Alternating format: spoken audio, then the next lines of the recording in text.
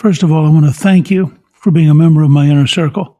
And I can tell you, as we've launched our new book, March to the Majority, that your help has been enormous and has really been powerful at Amazon. So I just want to thank each of you personally for really being a key part of the inner circle. There are a bunch of stuff to talk about. First of all, the Chinese are now criticizing sanctions imposed by the U.S. You have to love this. Chinese have a very aggressive version of diplomacy.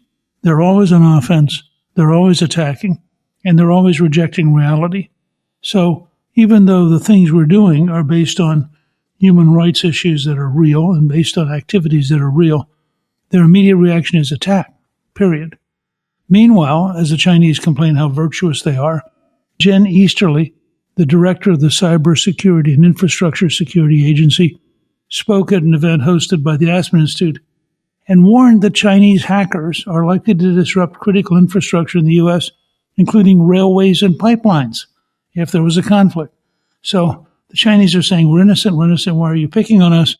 And the person in charge of protecting the United States from hacking says, oh yeah, there could be a really serious problem of Chinese hacking.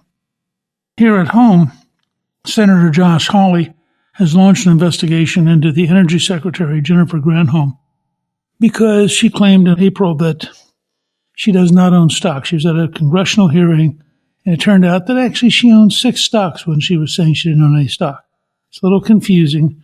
She discovered that her husband owned a little bit of Ford Motor Company, and she also failed to disclose shares in her 2 prior annual disclosures and had mistakenly believed her family's divestiture of Ford was complete in early 2021. I have to confess, the amount she talked about is $2,457.89. I think it's a little hard to turn that into a major crime. California, however, talking about major crimes, there's a bill in the California Senate which would require a parent to affirm whatever the child says their gender identity is as part of the health, safety, and welfare of the child. And that would mean if they didn't do that, that California courts could take the parent away from the child and could actually charge the parent with child abuse. Just an example of where things are at in the great state of California. Meanwhile, of course, the indictment of President Trump will once again backfire. The most recent poll has 53% saying it's clearly political and dangerous to the country, 35% saying it's the right thing to do. Now, that's probably about the Blake we're looking at politically for the near future. I think it actually strengthened Trump. But here's the bigger issue. What it really does is it creates an environment in which politicians begin to be criminally at risk. I've recommended before Colleen McCullough's brilliant series of novels about Rome and the age of Julius Caesar. And her first novel, The First Man in Rome, begins to give you a flavor of what happens when a system breaks down and when violence and corruption become endemic.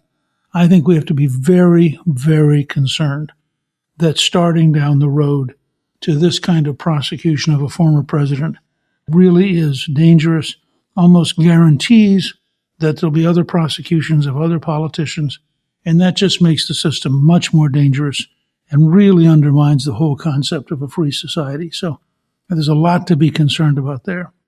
Let me say also that if you have some friends who are interested in all of this, the Inner Circle is certainly very helpful to me.